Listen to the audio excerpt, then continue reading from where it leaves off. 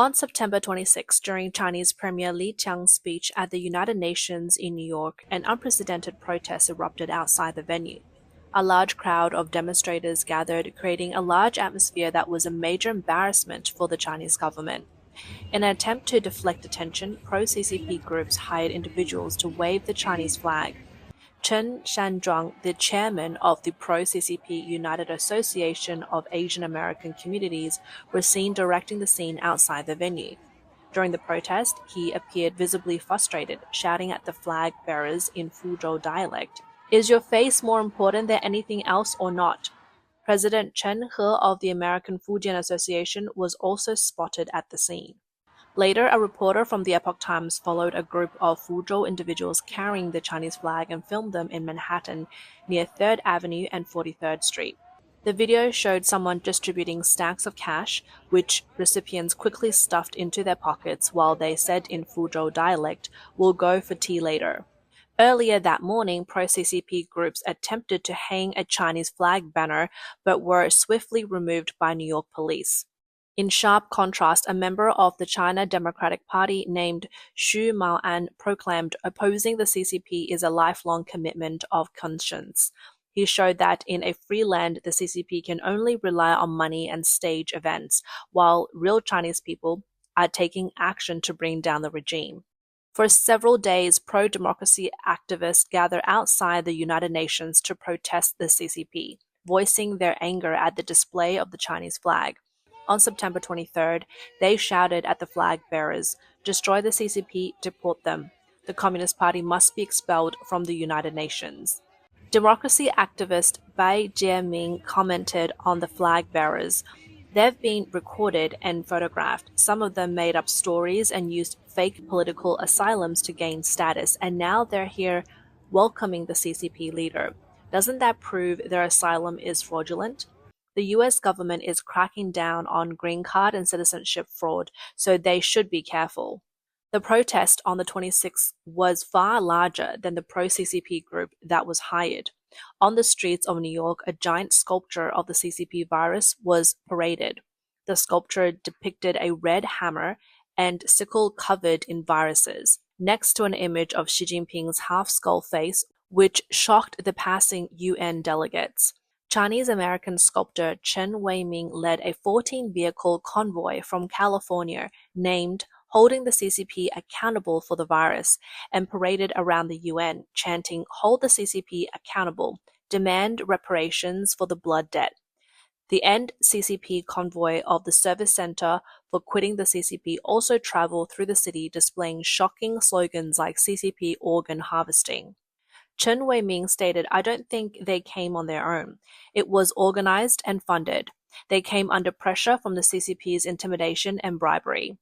He added, "We hope the US will pass legislation to hold the CCP accountable, demand reparations, and claim the lives and property it has stolen."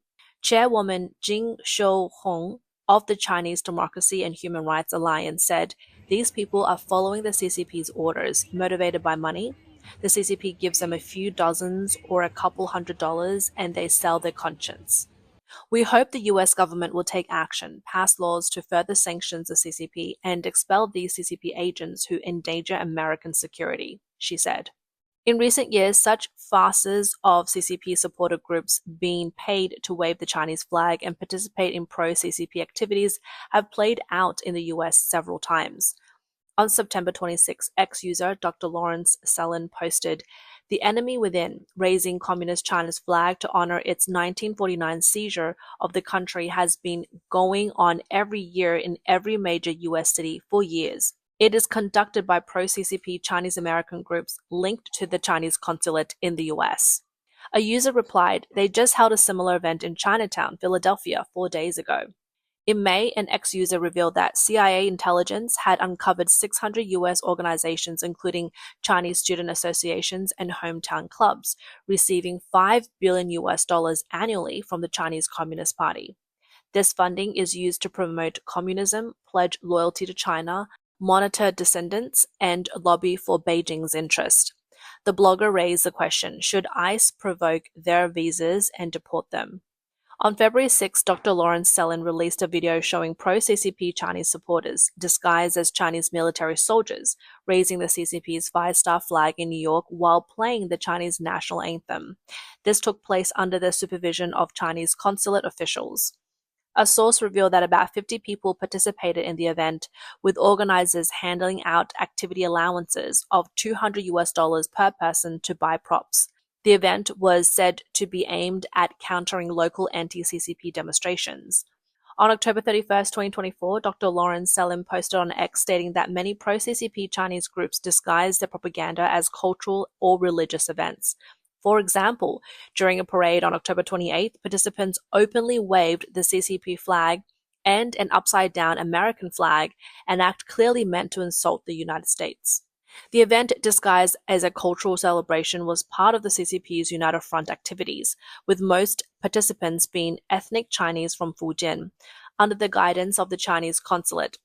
Anti-CCP activists estimated that dozens of people waved the five-star flag and chanted slogans. The event was funded by the CCP, with each participant receiving a $100 to $200 US subsidy for transportation and props. The incident sparked protests from local Chinese residents. One online commenter noted, "The CCP now knows it's widely despised worldwide, with few people truly supporting it. That's why they're no longer hesitant to openly pay people to support them in public. Those wearing red shirts may be under the control of the CCP's hometown association or have personal or legal issues, so they accept the money to wave the five-star flag. But they know how humiliating this is, which is why the organizers berated them, calling them too obsessed with face." In recent years, as the CCP's economy has faltered, the money organizers distribute has decreased. The CCP views the US as its primary enemy and has invested heavily to undermine it. These individuals still get paid to wave the blood-red flag, but elsewhere there has been cases where the Chinese consulate lures people to support the CCP and then refuses to pay them afterwards, turning into an international embarrassment.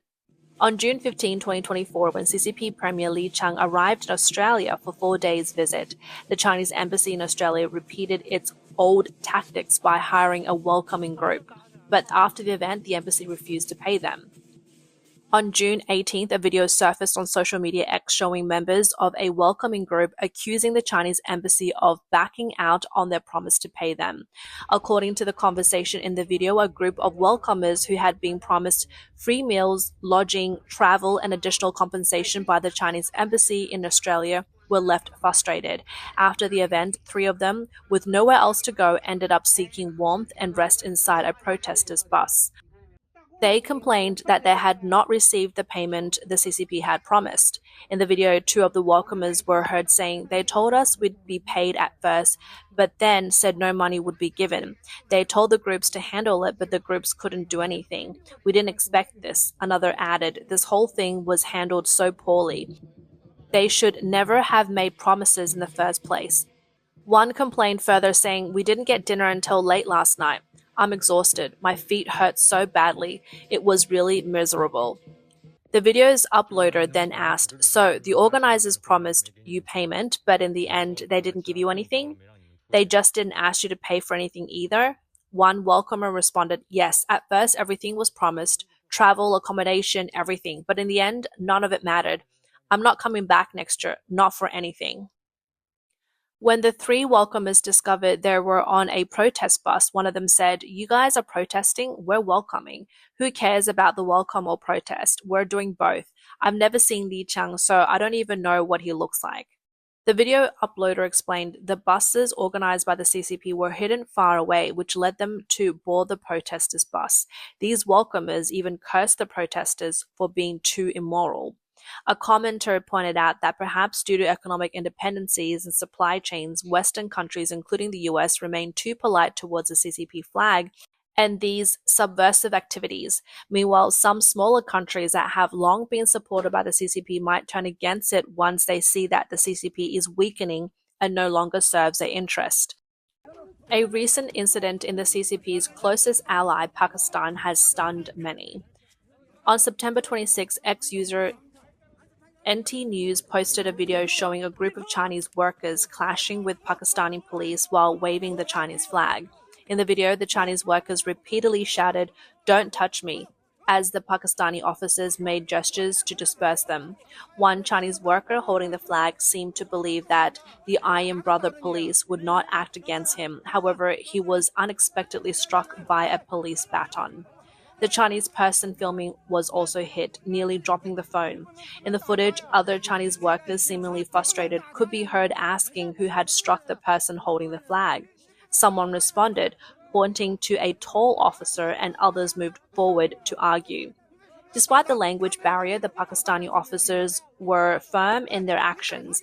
The scene showed no signs of the supposed goodwill towards China often claimed in CCP narratives. Then, an unexpected moment occurred.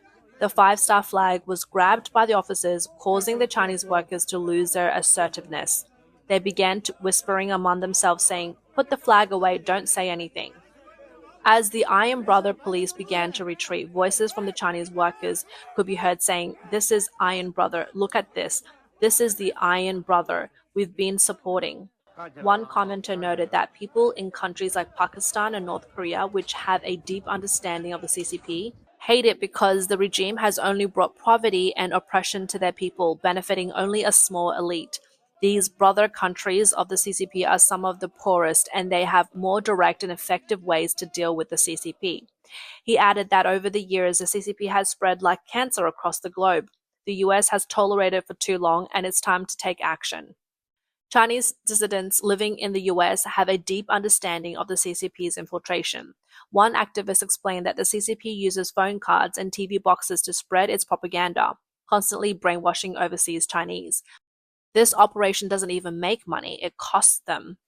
The activist said, "When you search for Chinese channels, you'll find ones like CCTV, Hainan TV, Guangzhou TV, Hong Kong Phoenix TV, and Taiwan's CTI, all pro-CCP channels. The payment method is $30 to $50 a month with 6 months included, or you pay for 3 months and get a whole year. So how are they making money? Who's providing the service? How is the funding being used?" US companies charge $60 to $70 a month. They have to set up connections and installations, but there's no profit. If there wasn't huge funding behind it, these companies would have gone bankrupt by now.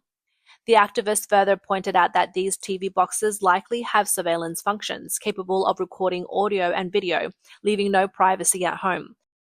The programs are designed to glorify the CCP, and they might even steal personal information. It's like an invasion. He also noted that with the new head of the Ministry of State Security, the CCP has shifted its focus overseas, targeting groups like Falun Gong and the anti-CCP community.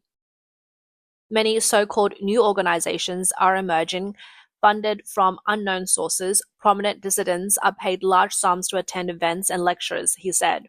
The core message of these groups is to encourage the Chinese government to reform and become more democratic, not to overthrow it. This message aligns with the CCP's official stance, diverging drastically from calls for the end of the CCP, the persecution of Xi Jinping, and the reckoning of the CCP's crimes. Jie Lijian, a former political prisoner under the CCP who was tortured and later exiled to California, often holds protests and lectures exposing the CCP's crimes. He shared that he frequently receives threatening emails, has been followed by cars, and even had his house attacked in an attempt to intimidate him into stopping his activism. The CCP also uses hometown associations to pressure Chinese business owners and clients to hire anti-CCP activists. These business owners face job losses, poor performance, and even refusal of service from hotels and restaurants. Jie Lijian recounted an incident where he arranged a screening of the banned Chinese film Wukan, only for the venue to suddenly cancel. Over 100 people had shown up with $60 per person for food. The venue was expecting $5,000 to $6,000 US in revenue, but suddenly refused to host us, saying they'd been told not to by the authorities. The CCP's influence is so powerful that they can block even a large business deal. Defamation, framing, and forgery are common tactics used by the CCP.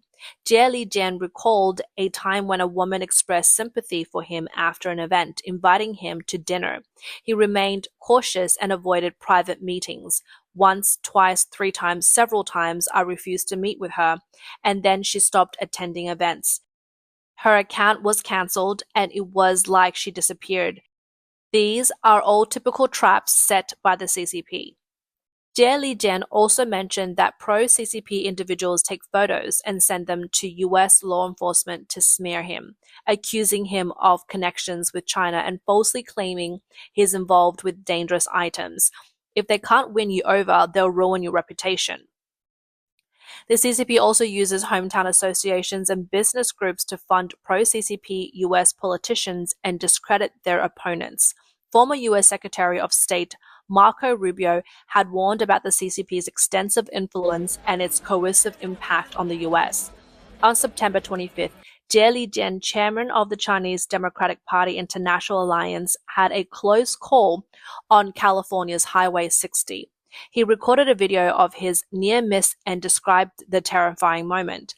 That morning, while driving on Highway 60, his car suddenly lost control, veering into another lane. Fortunately, he was far enough from the car behind him, avoiding a collision. "I'm still shaking," Jie Lijian said. "If I hadn't reacted immediately and corrected the steering, I might have slid into a truck on the right." After pulling over, Jie Lijian discovered all three of his tires had been punctured with nails and knife cuts on them. He asked a mechanic to inspect the tires, confirming they had been deliberately damaged. Jie Lijian has reported the incident to the police and the FBI. Before this, on September 18th, he saw an online post offering a 100,000 reward for injuring him, which he believes was orchestrated by the CCP. Jie Lijian addressed the attack, saying, "To those supporting the CCP, I hope you turn away from evil. Do it for yourselves, your future, and your families. Don't ally with this evil regime." Since President Trump returned to the White House, there has been a strong push against the CCP's infiltration. In a new development, the indictment against former New York Deputy Chief of Staff Sun Wen and her husband Hu Xiao, who are suspected of being secret agents for the CCP, has progressed. The prosecution added a third indictment, revealing more details. Sun Wen and her husband have already spent millions on legal fees. The latest indictment strengthens allegations that Sun Wen and Hu Xiao acted as CCP agents in New York, pushing the CCP's foreign policy agenda while profiting from state contracts and Chinese money laundering networks. The prosecution has frozen over $7 million in assets belonging to the couple, including a $3.6 million Long Island mansion, a $1.9 million Honolulu apartment, and $1.5 million rental property in Forest Hills, luxury cars like a Ferrari, Mercedes, and Range Rover, along with over $200,000 in cash and bank deposits. In June, the couple faced additional charges of telecommunication fraud, bribery, and conspiracy, with Hu Xiao also facing tax evasion charges. Despite the serious charges, the couple denies all accusations. However, their high legal fees have strained their finances, and by July, they had spent over $2 million on attorneys. They also claimed monthly expenses of $20,000, requesting to use their frozen $7 million in assets to cover these costs. The court rejected the request, criticizing their financial disclosure as vague and incomplete, unable to explain how they could afford $20,000 a month while claiming no income. On September 25th, Congress John Molinar, chairman of the House Select Committee on the CCP, wrote to the mayor of Philadelphia urging the cancellation of a ceremony to raise the CCP flag.